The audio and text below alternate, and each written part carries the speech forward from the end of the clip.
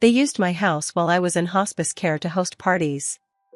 I came back to find my bedroom turned into a gym, my photos in trash bags, and a wine spill on my late husband's uniform. My son's wife said, "You weren't supposed to make it back anyway." I didn't say a word. But 2 days later, they got a call from a name they never thought they'd hear again. Back in March, the doctors gave me weeks to live. Stage 4 ovarian cancer. Nothing more they could do. I signed the hospice paperwork with shaking hands, trying to keep it together for my son, Travis. He's my only child. I raised him by myself after my husband died in Fallujah. I'd just turned 41 when I folded that flag. Now I'm 59 and was getting ready to go out quietly. Travis told me not to worry about anything. "We've got it, Mom. Just focus on resting." His wife Candace chimed in, talking about how honored they'd be to take care of the house for me. They made it sound like a gift. Like they were doing me a favor. I trusted them. They drove me to hospice, didn't even come inside. Travis stayed in the car. Candace gave me an air kiss through the open door and said, "We'll keep everything safe." Then they drove off. I didn't cry. I just laid there, staring at the white ceiling of the hospice room, trying to slow my breath. I kept my husband's uniform patch clutched in my hand, and the photo of us from 1989 stayed in the drawer next to my bed. 2 days turned into 2 weeks. The nurses couldn't believe how quickly I stabilized. They said my appetite came back. My labs improved. I started walking short distances again. They called it a miracle. I called it unfinished business. By mid-April, they told me I could leave. I didn't call Travis. I didn't even tell him I was coming. I got a ride from an old friend named Dottie. She didn't say much on the drive back to Knoxville. Just kept glancing at me like she didn't believe I was real. When we pulled into my driveway, I felt sick. There were 6 cars parked in the yard. Not the driveway, the yard. Trash cans overflowed. Fast food bags were all over the porch. A folding beer pong table sat beside the hedges. It didn't even look like my house anymore. I hobbled up the porch steps. My knee still hurt from treatment. I knocked on the door. No one answered. I knocked again. Music thumped from inside. I used the spare key hidden in the garage light fixture. They never found it, I guess. The second I stepped in, I knew something was wrong. The air smelled like cologne, beer, and weed. The floors were sticky. Someone had spilled something down the hallway and didn't bother to clean it. I heard laughter upstairs, young voices. I didn't recognize them. I stood in my own living room and couldn't find a single thing I owned. My couch was gone. The recliner where I used to watch Jeopardy every night, gone. In its place were folding chairs, a pile of gym bags, and a giant aquarium. An aquarium. I walked to the mantel. All my family photos were missing. Instead, there was a giant framed poster that said, "Grind hard, play harder." I felt like I was trespassing in my own life. I made my way upstairs. My legs ached the whole way up. I walked into what used to be my bedroom. It was now a fully equipped home gym. Treadmill, weight bench, dumbbells, resistance bands. Posters of bodybuilders on the walls. Mirrors everywhere. My wedding photo? Tossed in a trash bag in the corner with old shoes and fast food wrappers. The folded flag from my husband's coffin? Crumpled under a bench with a dark red wine stain across it. I couldn't breathe. Then I heard her. Candace. She walked out of the bathroom in a towel, sipping wine, her hair still wet. She saw me and froze. "Oh my God," she said. Her eyes got wide. "You're back?" I just stared. She gave a little nervous laugh. "Well, this is awkward." Still, I said nothing. Then she gave me this smirk and said, "You weren't supposed to make it back anyway." She walked past me like I was invisible. I didn't speak. I didn't cry. I didn't scream. I just walked out of that house. I sat in my car in the driveway for a while. I looked at my lawn, the one I used to mow every Saturday, and saw crushed beer cans and cigarette butts in the flower beds. I didn't go back inside. Instead, I drove to a motel. I checked in using cash. I didn't even shower. I just sat on the bed, holding the photo I'd grabbed from the trash bag on my way out. Then I pulled out my phone. And I called a name Travis and Candace hadn't heard in over a decade. The person I called was my brother-in-law, Rick. He was my husband's older brother. They used to call him Sergeant Rick because he never stopped acting like he was in charge, even after he left the army. We hadn't spoken in 12 years. Not since the argument. He thought Travis was spoiled. He thought I let him get away with too much. After my husband died, I tried to keep peace in the family. Rick wanted to discipline. I wanted to protect. We clashed. Then we just stopped talking. But Rick never stopped loving his brother. And I knew if he found out Travis had disrespected that flag, his brother's flag, he'd lose his mind. When I called, he picked up on the second ring. His voice was groggy. "Who is this?" "It's June," I said. He didn't speak for a second. Then, "Holy hell. You're alive?" "Barely," I said. "But alive enough." Silence again. "Rick, I need your help." And that was all it took.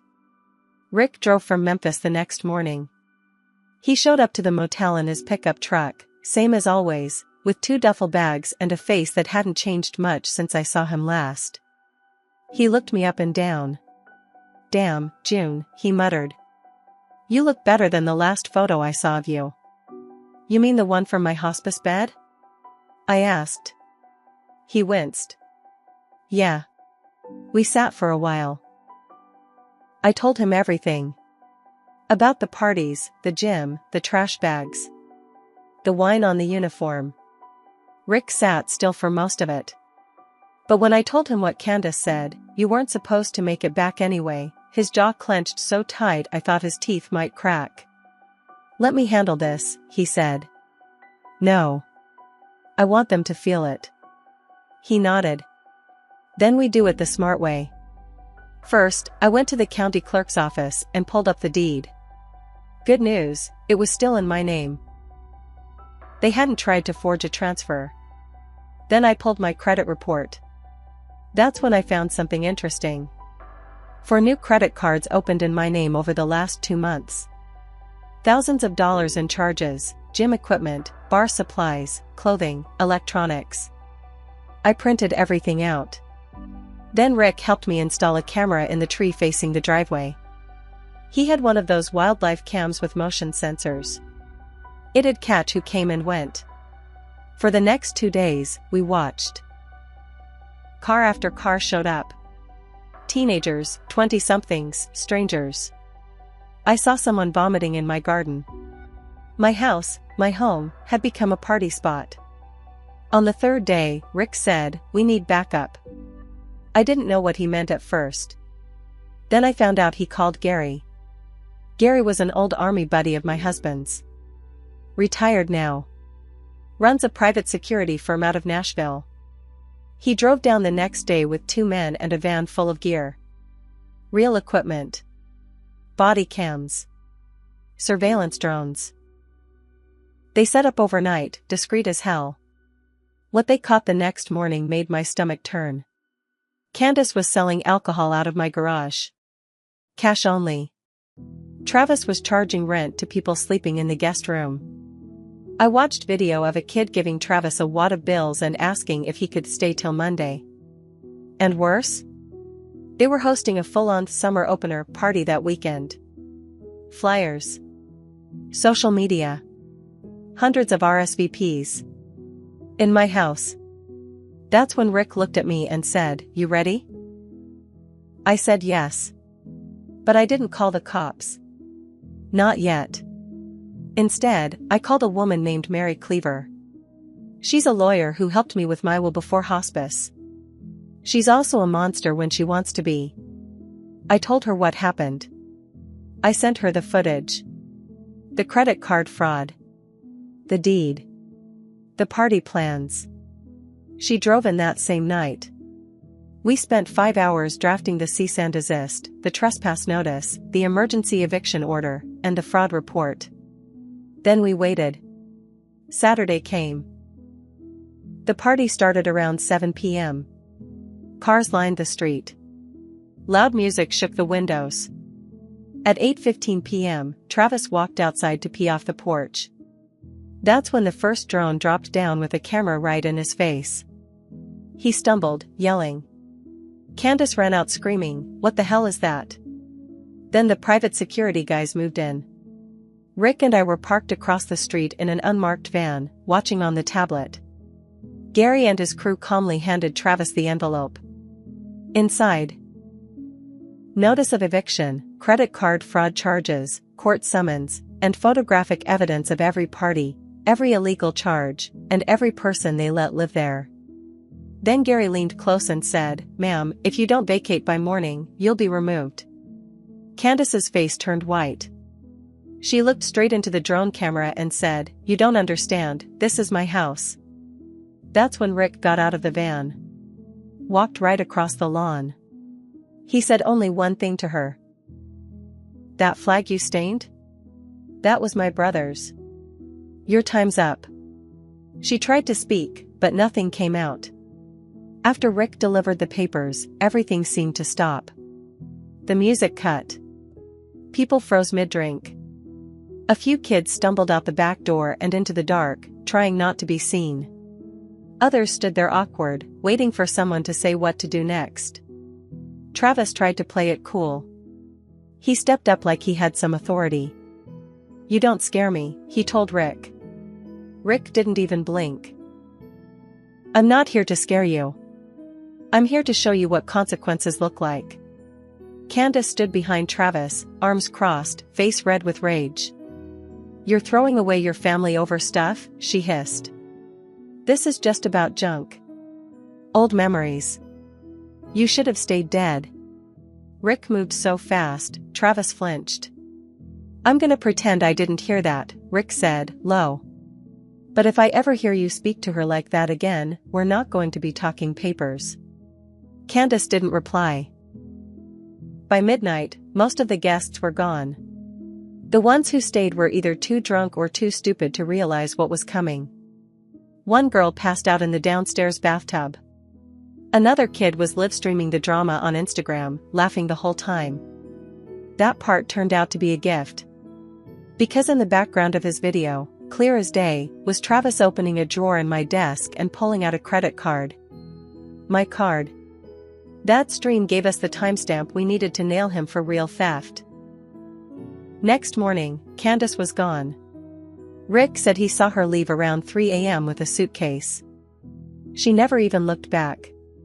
Travis, on the other hand, stayed. Too stubborn. Too stupid. When I showed up at 8 a.m. with Mary, the lawyer, he was sitting in the kitchen, arms folded, waiting like a teenager in detention. "You think you can scare me out of my own house?" he said. Mary set the folder down in front of him. Quietly. Professionally. "You're not the owner." "You never were," she said. "And you've committed at least 3 felonies. Want me to list them?" He didn't answer. Rick walked in behind me and dropped a garbage bag on the counter. Inside were the empty wine bottles, beer cans, and the burned-out remains of my husband's flag. "Go ahead, Travis. Tell me how this wasn't your fault." That's when Travis broke. He stood up, shouted something about how hard his life had been, how he never asked to be raised by a widow stuck in the past, how Candace pushed him into everything. Then he stormed out of the house. But not before he said something I didn't expect. She told me to let it go. She said the cancer would do the work for us. He meant Candace. We didn't hear from her for 2 days. Then Mary got a call from her office in Nashville. Candace had lawyered up. Apparently, she was trying to sue me for emotional distress and unlawful eviction. The woman who threw my wedding photo in the trash. Who spilled wine on my husband's uniform. Who sold alcohol out of my garage. She wanted money. That's when Mary and I got to work digging. And we found something. Candace wasn't just using my house for parties. She had listed it on Airbnb under a fake name for nearly a month. Chic home with gym and private yard, $229 per night. Fully booked most weekends. Even worse? She filmed fitness influencer content in my bedroom, my former bedroom, and posted it under her online alias, Candy Strong. Thousands of followers. Sponsored posts. Affiliate links. And in one video, clear as day, she lifts weights right in front of the stained flag on the floor. That clip? It went viral. We sent it straight to the Airbnb legal department, her influencer sponsors, and the court. And that's when the final twist dropped. Turns out Candace had a criminal record in another state under a different last name. Fraud. Identity theft. She had been living under an alias when she married Travis. Nobody, including him, knew. That's when Travis finally called me. Not to apologize, but to ask if I could drop the charges. Said he had nowhere to go. Said he lost his job, his wife, and his reputation. I told him something I never thought I'd say to my own son. You lost me the day you let strangers walk through this house with beer in one hand and my life in the other. Go find somewhere else to cry. After that last phone call, I didn't hear from Travis again. He stopped answering texts, blocked my number, and disappeared from social media. But it didn't matter anymore. The wheels were already turning, and nothing could stop what was coming. Candace's past finally caught up to her. Once her old record surfaced. Fraud, identity theft, and an unpaid warrant from Missouri, everything came crashing down. Her Candy Strong accounts were suspended. Her sponsors dropped her.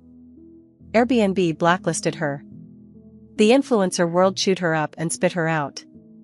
She got arrested a week later, outside a tanning salon in Nashville. Tried to use a fake ID again.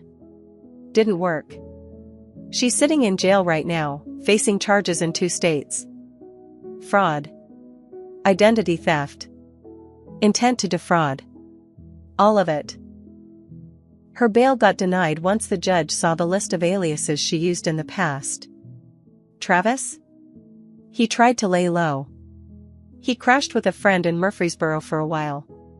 Word got out fast about the videos, the credit card fraud, and the Airbnb scam. Nobody wanted to be near him. His job at the car dealership let him go quietly, due to company standards. Then the court hearing started. My lawyer, Mary, was a pit bull in heels. She made sure Travis was charged as an accomplice in the credit card fraud. She also filed civil claims against him for property damage, unauthorized rental profits, and emotional abuse. He didn't even show up to the first hearing. The judge issued a bench warrant. They found him hiding at a cheap motel outside Chattanooga 2 weeks later. At court, he stood in front of me in the orange jumpsuit, chains on his ankles. I never thought I'd see my boy like that. But I didn't feel sad. I felt quiet. He looked me in the eye when they read the charges. I didn't blink. He pled guilty to 2 felonies and took a plea deal. 4 years probation, 200 hours of community service, and full restitution. That means every dollar he took, every piece of furniture he sold, every charge on those stolen credit cards, he has to pay it back. To me. The house? I didn't sell it. I fixed it. Tore out the gym. Repainted the walls. Got new carpet. I paid a local vet to restore the flag my husband was buried under. Framed it again. This time with glass so thick, it'll never be touched by another wine stain or disrespectful hand again. I put every photo back on the mantle. And I added a new one. It's me, In front of the rebuilt fireplace, holding a sign that says, "Welcome home." As for Rick, he stayed for a while. Fixed the gate. Replaced the mailbox. Planted new flowers where the beer cans used to be. He didn't say it, but I think he was making peace in his own way. One night, over coffee, he said, "You know, June, your boy might come back one day. With a story. A tear. Maybe even a sorry." I looked out the window. "If he does," I said, "I'll listen. But I won't open the door." I didn't die like they expected me to. Instead, I lived long enough to watch them unravel. Piece by piece. Lie by lie. They thought I was weak. That cancer made me soft. That I'd be gone and out of the way. But I came back. And I let the truth do what it always does. Burn everything fake to the ground.